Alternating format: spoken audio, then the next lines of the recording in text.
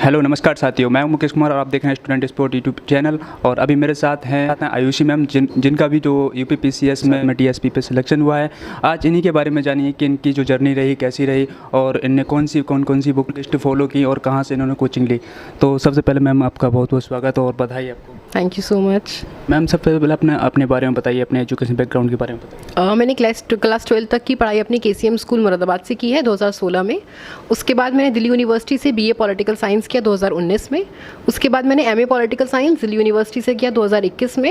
And in between मैंने UGC net qualify किया 2020-21 में। मैम आपका मीडियम कौन सा था और कौन सा अटैम्प्ट था ये? मेरा इंग्लिश मीडियम था और मेरा पहला मेंस था, पहला ही इंटरव्यू था।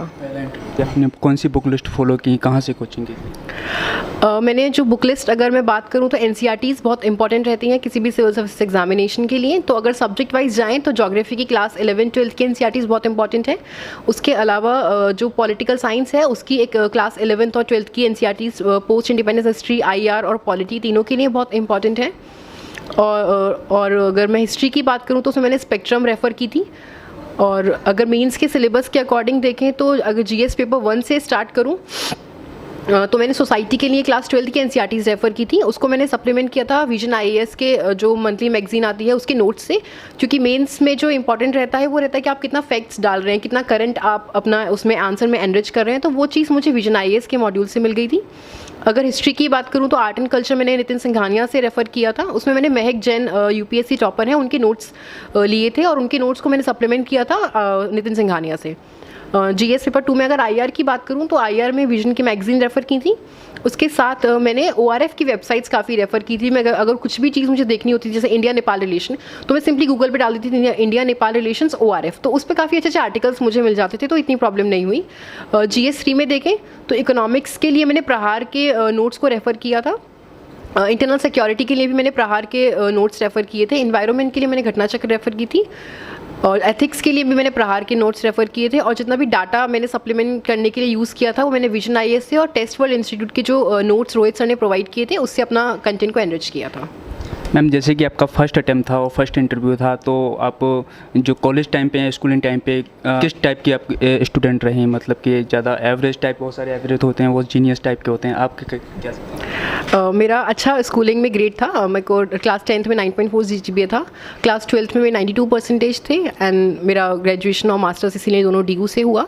तो ओवरऑल जो ग्रेजुएशन और इसका स्कूलिंग का परफॉर्मेंस है मेरा अच्छा रहा था। फर्स्ट अटैम्प्ट में 62 रैंक के साथ में डीएसपी पे चयन हुआ था। तो जैसे आपने रिज़ल्ट आया था तो आपको लगा था कि 62 रैंक में आप रिज़ल्ट आया तो बहुत डर था कि पता नहीं सिलेक्शन भी होगा क्यों नहीं, क्योंकि पहला मेंस दिया था तो इतना ज़्यादा एक्सपीरियंस भी नहीं था मेंस का। बट हाँ, मेरे टीचर्स का बहुत ज़्यादा सपोर्ट था, उनको पूरा कॉन्फिडेंस था कि सिलेक्शन होगा। मेरी मदर का बहुत बड़ा इसमें रोल रहा है। रोहित सर हमेशा बोलते थे कि हाँ आयुषी का सिलेक्शन होगा, तो इन लोगों का सबका कॉन्फिडेंस था। थोड़ा बहुत लगता था कि हाँ शायद नाम आ जाए लिस्ट में, बट एक्सपेक्टेड नहीं था कि अच्छी रैंक मिल जाएगी। मैम इसके साथ बात करें तो आपने कोई कोचिंग ली थी या फिर ऐसे सेल्फ स्टडी किया था? और मैंने टेस्ट सीरीज़ के लिए रेफ़र किया था। पूरा जो मेंस का गाइडेंस प्रोग्राम था उसके लिए मैंने Test World Institute Rohit sir से पूरा अपना गाइडेंस लिया था। इसके अपार्ट मैंने कुछ और चीज़ रेफ़र नहीं की थी। आपका ऑप्शनल क्या रहा था? ऑप्शन मेरा political science and international relations था। अभी जो हाल ही में ऑप्शनल हटाया है तो उसके बारे में आपका क्या ओपिनियन है? ये सही हुआ है या कहीं ना कहीं अगर हम देखें यूपीपीसीएस को तो मुझे लगता है कि ये चीज़ ठीक हुई है, क्योंकि स्केलिंग का बहुत बड़ा इशू रहता था। तो काफ़ी सारे बच्चे बहुत परेशान भी रहते थे इस चीज़ से। स्टूडेंट्स जब हम स्पेस में रहते हैं तो लगता था कि यार नंबर नहीं मिल रहे हैं ऑप्शनल में, तो ठीक है, मुझे लगता है कि अच्छा हुआ, वाइस है। एंड यूपीपीसीएस का पेपर है तो यूपी स्पेसिफिक चीज़ें होनी भी चाहिए। तो नाउ 400 मार्क्स का पूरा पेपर उन लोगों ने यूपी का ऐड किया, तो इट्स गुड। तो मैम अभी जो हाल ही में जो अभी प्रीलिम्स होने वाला है 2023 का, उसमें क्या जो एस्पिरेंट हैं क्या अपनी स्ट्रेटजी अपना जो कि इतना कम टाइम बचा है तो अच्छे से वो उसमें कवर कर पाएँ? मैंने तो प्रीलिम्स के लिए मतलब स्टार्टिंग में नोट्स बना लिए थे कि एनसीईआरटी से अगर मुझे कोई फैक्ट मिला तो मैंने वो लिख लिया एक जगह। घटना चक्र के मैंने शॉर्ट नोट्स बना लिए थे। बट अभी अगर हम टाइम को देखें तो टाइम बहुत कम है, तो मैं बोलूँगी कि प्रीवियस ईयर क्वेश्चंस पे आप फोकस कीजिए, क्योंकि अराउंड 20 to 30 क्वेश्चंस जो है आपके पीवाईक्यू से मिल जाते हैं। सेकेंडली आप फोकस कीजिए करंट अफेयर्स पे। उसके लिए आप आई दृष्टि रेफ़र कर सकते हैं या फिर ई दृष्टि रेफ़र कर सकते हैं। तो काफ़ी सारा करंट अफेयर्स आपका वहाँ से कवर हो जाएगा। उसके अलावा आप घटना चक्र, ज्योग्राफी और साइंस ही अगर अच्छे से कर लेंगे तो आपका मतलब प्रीलिम्स आराम से हो जाएगा। बहुत सारे एस्पिरेंट यहाँ पे कंफ्यूज रहते हैं कि वो आंसर राइटिंग के लिए ज़्यादा कंफ्यूज रहते हैं कि आंसर राइटिंग प्रीलिम्स से पहले शुरू कर देनी चाहिए या रिजल्ट आने के बाद शुरू कर देनी चाहिए। मैंने जो अपना मेंस आंसर राइटिंग थी वो अपने मास्टर्स के टाइम से करती रहती थी कि कभी भी अगर खाली बैठी हूँ तो ठीक है चलो आंसर्स लिख लेते हैं। तो मेजरली सोसाइटी, एथिक्स, इन सब के मैंने बहुत आंसर्स अपने प्री देने से पहले ही काफ़ी ज़्यादा लिख लिए थे। तो जो सिलेक्शन होता है वो मेजरली मेंस के बेसिस पर होता है और मेंस आपका आंसर राइटिंग पर कंप्लीटली रिलाई करता है। तो जितने अच्छे आंसर्स आप लिखेंगे उतना अच्छा आपका मेंस का स्कोर रहेगा और आंसर राइटिंग तभी अच्छी होगी जब हम प्रैक्टिस करेंगे। तो हाँ, मेंस की आंसर राइटिंग की प्रैक्टिस आपको प्रीलिम्स से पहले ही स्टार्ट कर देनी चाहिए। मैम बात करें यहीं पे साथ ही साथ मेंस की स्ट्रेटजी को लेकर, तो आपकी मेंस की स्ट्रेटजी किस तरीके से थी? मेंस की स्ट्रैटेजी में तो मेन फोकस मेरा आंसर राइटिंग प्रोग्राम पे था। उसमें मैंने प्रीवियस ईयर क्वेश्चंस पे बहुत फोकस किया था। यूपीएससी और यूपीपीसीएस दोनों के जो पीवाईक्यू थे मैंने उनको सारे आंसर्स उनके लिखे थे। उसके अलावा मैंने टेस्ट वर्ल्ड इंस्टीट्यूट से अपनी टेस्ट सीरीज़ ज्वाइन की थी मेंस की और सर ने मुझे गाइड किया था पूरा कि किस तरीके से अपने आंसर्स को एनरिच करना है, कैसे अच्छे तरीके से लिखने हैं। तो उसी तरीके से अपना आराम से स्लोली एंड स्ट्रिक्टली मतलब मेरा होगा। बहुत सारे एस्पिरेंट्स यहाँ पर भी कंफ्यूज रहते हैं कि जो टेस्ट सीरीज होती हैं कि उसको ऑनलाइन लगाना चाहिए या ऑफलाइन लगाना चाहिए। आपने किस टाइप की टेस्ट सीरीज लगाई?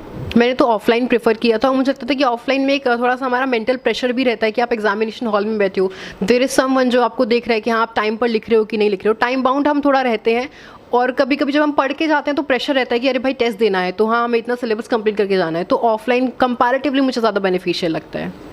साथ ही साथ आपने इंटरव्यू की प्रिपरेशन कहाँ से की? आपने कोई मॉक टेस्ट दिया या फिर डायरेक्ट आप इंटरव्यू की? मैंने मॉक इंटरव्यूज़ दिए थे, निर्माण आईएएस से मैंने मॉक इंटरव्यू दिया था। उसके अलावा जो मेन इंटरव्यू का जो गाइडेंस था वो भी मुझे रोहित सर ने कम्प्लीटली प्रोवाइड करवाया था। तो हाँ, सर ने ही मतलब पूरा इसमें गाइडेंस दी थी। क्या डिफरेंस लगा आपको मतलब बोर्ड का इंटरव्यू में और यहाँ पे मॉक टेस्ट में? मॉक का इंटरव्यू कंपैरेटिवली थोड़ा सा हार्ड रहता है, लेकिन जब वहाँ पर इंटरव्यू होता है तो काफ़ी स्मूथ होता है। अच्छे क्वेश्चंस वो लोग पूछते हैं, काफ़ी आप लोग के साथ नॉर्मल रहते हैं। ऐसा नहीं है बहुत फोबिया जो बना देते हैं, ऐसा नहीं है। बस बाहर तक का डर है, एक बार आप अंदर पहुँच जाते हैं तो इट्स ऑल गुड, अच्छा रहता है सब वहाँ पे इन्वायरमेंट। बात करें स्पेशल गर्ल्स के लिए जो कभी भी रूरल एरिया से आती हैं, वो कहीं ना कहीं उन्हें अच्छी गाइडेंस नहीं मिल पाती है, तो उनके लिए क्या कहना चाहिए? मैं ये कहना चाहूँगी, सबसे बड़ा तो पेरेंट्स को कहना चाहूँगी। मेरी मम्मी ने मुझे हमेशा सपोर्ट किया अपनी इस जर्नी में, अपनी इस प्रिपरेशन में। बीइंग अ सिंगल मदर, उन्होंने कभी हार नहीं मानी, हमेशा हिम्मत बना के रखी, हमारे सामने कभी कमज़ोर नहीं पड़ी। तो सबसे इंपॉर्टेंट रोल पेरेंट्स का होता है। आप अपने बच्चों पे भरोसा रखिए और एक कॉन्फिडेंस रखिए कि हाँ आपका बच्चा लाइफ में आगे फ्यूचर में कुछ कर सकता है। अभी मेरा सिलेक्शन होने के बाद जब मैं अपनी नानी के यहाँ गई, अपने गांव गई, तो काफ़ी सारी जो मतलब पेरेंट्स हैं उन लोगों ने बोला कि अरे हमें भी अपने बच्चों को आगे पढ़ाना चाहिए, सिलेक्शन होता है। तो ये सब देख करके बहुत ऐसे लगता है कि हाँ पॉजिटिविटी जनरेट हो रही है आगे। तो लड़कियों को हिम्मत नहीं हारनी, उन्हें थोड़ा सा अपने हक के लिए बोलना ज़रूरी है। ओके मैम, तो लास्ट में आप हमारे व्यूअर्स को क्या मोटिवेट कोई क्विट बता सकती हैं? और मोटिवेशन के लिए तो मुझे लगता है सबसे ज़्यादा ज़रूरी होता है कि आप थोड़ा सा रोज़ का मेडिटेशन कीजिए ताकि आपका कंसंट्रेशन लेवल मेंटेन रहे। उसके अलावा आप हमेशा ये चीज़ सोचिए कि आपने इस जर्नी की स्टार्टिंग क्यों की थी, आपने ये प्रिपरेशन स्टार्ट ही क्यों किया था। जब आप एक वो चीज़ क्रैक कर लेंगे तो हमेशा अंदर से मोटिवेशन आएगा कि नहीं यार करना है। जब इतना रास्ता तय कर लिया है और जिस वजह से यहाँ तक आए थे तो उसको अब आगे एक्सेल भी करना है। ओके मैम, थैंक यू इतना टाइम देने के लिए।